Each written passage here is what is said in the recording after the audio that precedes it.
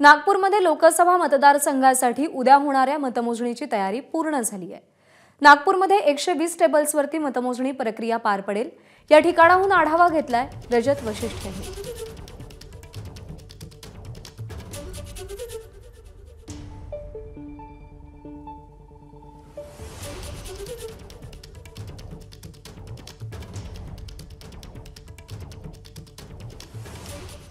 नागपूर लोकसभा मतदारसंघासाठीची मतमोजणी उद्या पार पडणार आहे आणि आपल्या सोबत नागपूर लोकसभा मतदारसंघाचे निवडणूक निर्णय अधिकारी डॉक्टर विपिन इटनकर आहेत। सर, उद्या किती वाजता मतमोजणी सुरू होईल आणि टप्प्याटप्प्याने कशा पद्धतीने प्रक्रिया पार पाडली जाईल?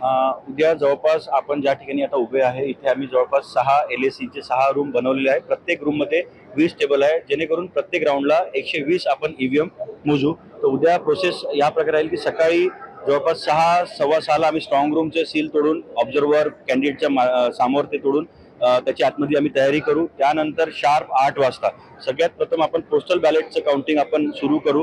ते सुरू झाल्यावर अर्ध्या तासांनी म्हणजे 8:30 वाजता आपण EVMचं काउंटिंग करू।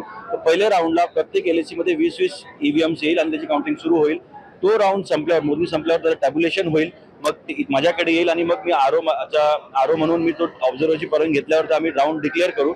त्यानंतर दुसऱ्या राऊंडच्या मशीन्स येईल। अशा आपल्याला जवळपास काही मतदारसंघामध्ये 17 राऊंड होणार आणि काही मध्ये 20 पर्यंत राऊंड होणार, depending on the polling station.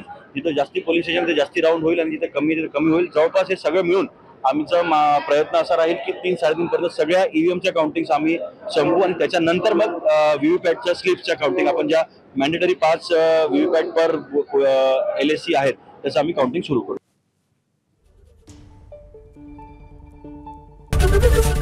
ABP माझा, उघडा डोळे बघा नीट।